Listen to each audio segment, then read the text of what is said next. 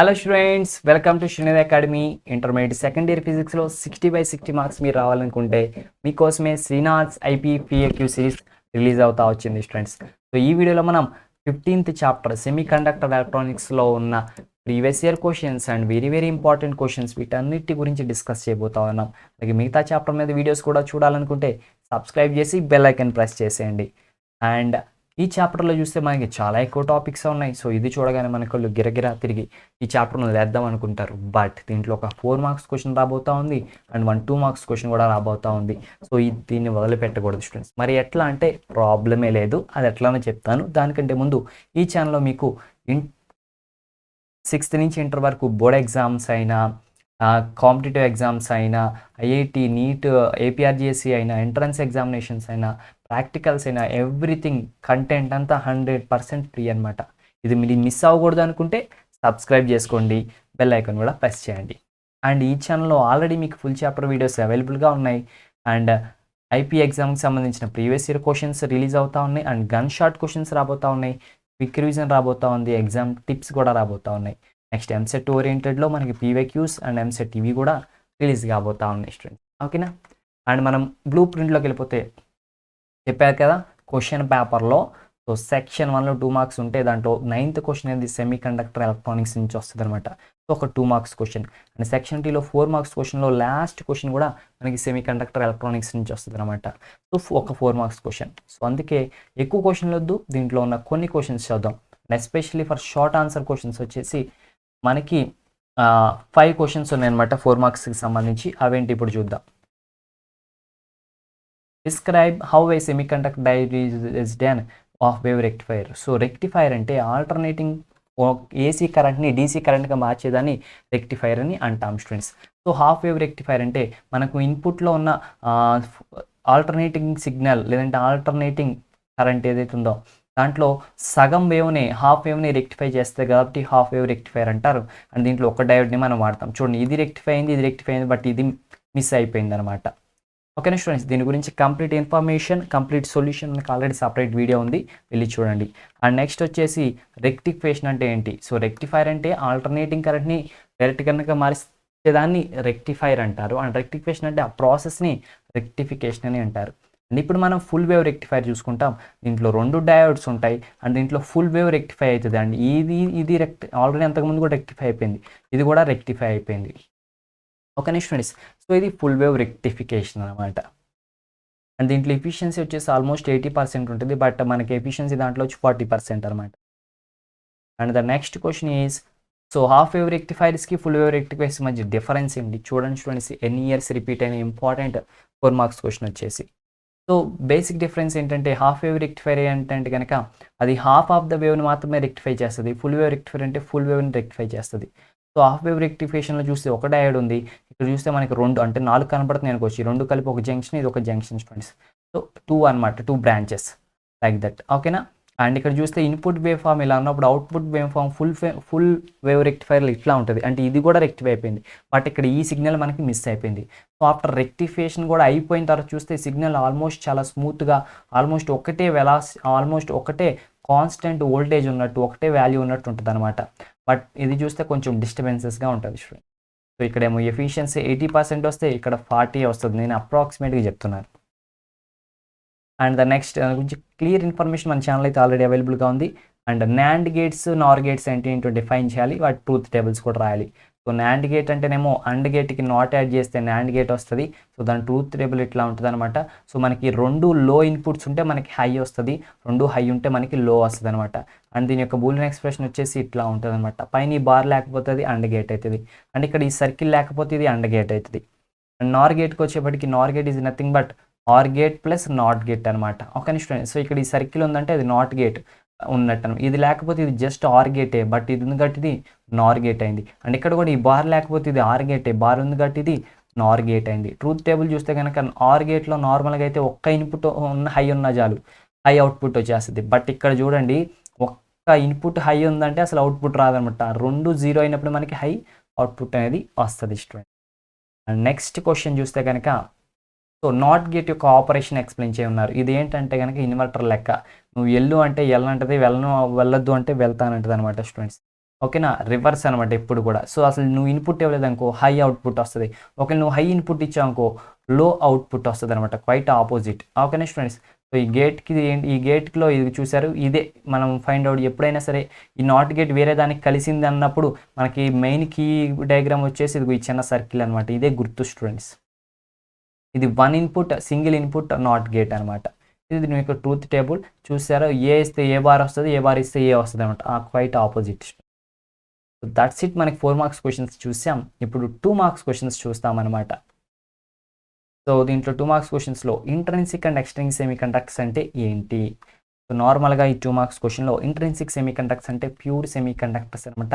వాటిలో ఎటువంటి డోపెంట్స్ ఏమీ ఉండవు అనమాట. దాంట్లో మైనారిటీ ఛార్జ్ క్యారియర్స్ ఎన్ని ఉంటాయో మెజారిటీ ఛార్జ్ క్యారియర్స్ కూడా అన్నీ ఉంటాయి. Which means negative charge carriers ఎన్ని ఉంటాయో అంటే ఎలక్ట్రాన్స్ ఎన్ని ఉంటాయో positive charge carriers and holes కూడా అన్నీ ఉంటాయి. వీటితో కండక్టివిటీ అంత బాగా ఉండదు అనమాట.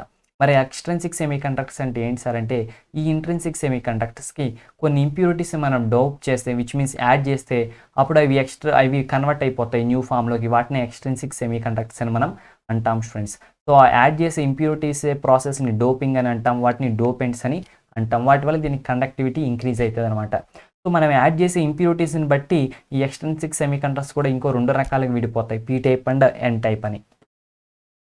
అండ్ చూస్తే ఇక్కడ వచ్చేసింది కదా పీ టైప్ సెమీ కండక్టర్ అంటే ఏంటి, దాంట్లో మెజారిటీ ఛార్జ్ క్యారీస్ ఏంటి, మైనారిటీ ఏంటి.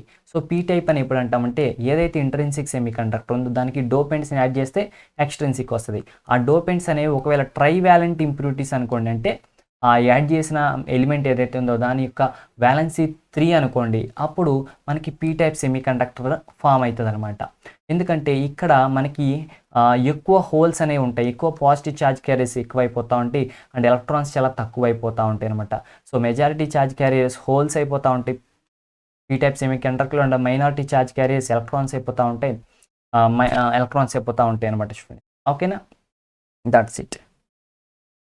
అండ్ ద నెక్స్ట్ క్వశ్చన్ వచ్చేసి సర్క్యూట్ సింబల్స్ డ్రా చేయాలి పిఎన్పి ట్రాన్సిస్టర్కి ఎన్పిఎన్ ట్రాన్సిస్టర్కి, అలా చాలా ఇంపార్టెంట్. ఇది వచ్చేసి ఎన్పిఎన్ అనమాట. అండ్ ఇక్కడ యారో మనకి ఏం చెప్తుంది అంటే కనుక కరెంట్ ఏ డైరెక్షన్లో వెళ్తుందని చెప్తుంది అనమాట. అండ్ ఇక్కడ ఇది వచ్చేసి పిఎన్పి ట్రాన్సిస్టర్ అనమాట స్టూడెంట్. ఓకేనా, సో ఇది కలెక్టర్, ఇది బేస్, ఇది ఎమిటర్. బేస్ నుంచి ఎమిటర్కి కరెంట్ వస్తే విచ్ ఇస్ ఎన్పిఎన్ ట్రాన్సిస్టర్ అనమాట. ఇది ఎమిటర్, ఇది బేస్, ఇది కలెక్టర్. సో ఎమిటర్ నుంచి బేస్కి రివర్సల్ ఉంటే ఇది దీనికి క్వైట్ రివర్స్ ఆపోజిట్ అయింది అనుకోండి, అప్పుడు పిఎన్పి ట్రాన్సిస్టర్ అని అంటాం స్టూడెంట్స్. ఓకేనా, సో దాట్స్ ఇట్ అనమాట, అవి డయాగ్రామ్స్.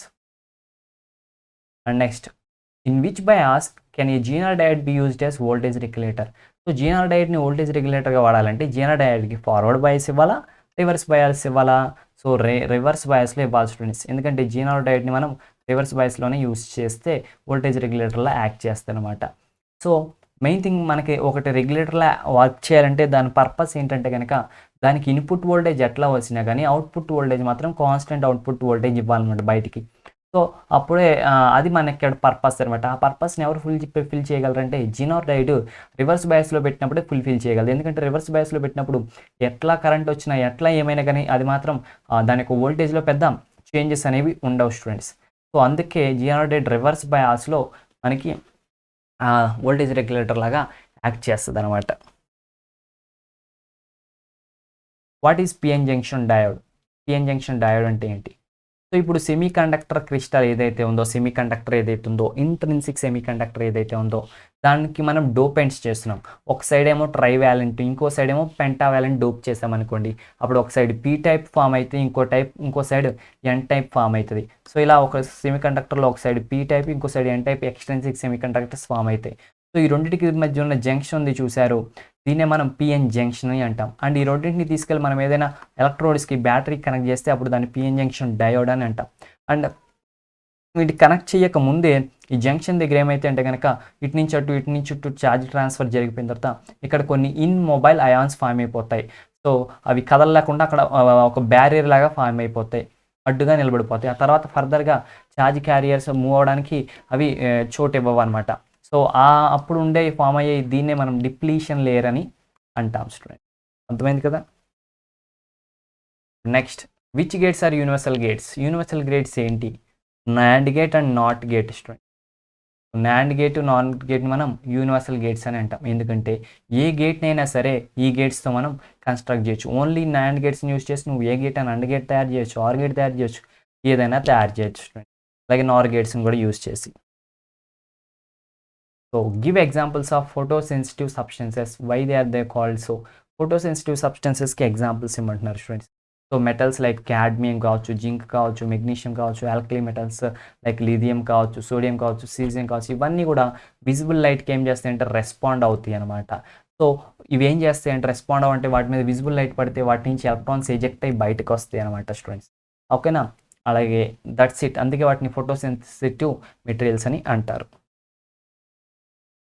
అండ్ నెక్స్ట్ క్వశ్చన్ వచ్చేసి what happens to the width of the depletion reason ఈ పిఎన్ జంక్షన్. ఇందా నేను పిఎన్ జంక్షన్ చెప్పాను కదా. సో ఈ పిఎన్ జంక్షన్ యొక్క డిప్లీషన్ లేయర్ ఫామ్ అవుతుందని చెప్పాను కదా. సో దీని యొక్క విడ్త్కి ఏమవుతుంది, దీన్ని ఫార్వర్డ్ బయాస్లో పెట్టినప్పుడు అండ్ రివర్స్ బయాస్లో పెట్టినప్పుడు. సో ఫార్వర్డ్ బయాస్లో పెట్టినప్పుడు ఇటు హై పొటెన్షియల్ ఇస్తాం అండ్ ఇటు లో పొటెన్షియల్ ఇస్తాం. సో ఈ విడ్త్ అనేది డిక్రీజ్ అయిపోతుంది అనమాట. So it will be decreases student. అలా కాకుండా రివర్స్ బయాస్ పెట్టామనుకోండి, అప్పుడు ఇటు నెగిటివ్ ఇటు పాజిటివ్ ఇస్తాం కాబట్టి విడ్త్ అనేది పెరిగిపోతుంది అనమాట. It will increases. Okay students. So దీన్ని బై వర్డ్స్లో రాయాలంటే ఇలా రాయాలన్నమాట. సో ఫార్వర్డ్ బయాస్లో జంక్షన్ తగ్గిపోతుంది, రివర్స్ బయాస్లో జంక్షన్ ఇంక్రీజ్ అవుతుంది. సో కమింగ్ అప్ వీడియో వచ్చేసి లాస్ట్ చాప్టర్ మీద వీడియో స్టూడెంట్స్, దాన్ని మీరు మిస్ అవ్వద్దు. దాంట్లో నుంచి ఒకే ఒక 2 మార్క్స్ క్వశ్చన్ వస్తుంది, సింపుల్గా ఉంటుంది అనమాట. So which is from the 16th chapter. Okay students. So దానికి ఒక డిస్క్రిప్షన్ లింక్, దాని యొక్క లింక్ డిస్క్రిప్షన్లో ఉంది, వెళ్ళి చూసేయండి. Thank you friends. Don't forget to subscribe the channel, like the videos, comment below if you have any doubts. Have a nice day, keep smiling, by by.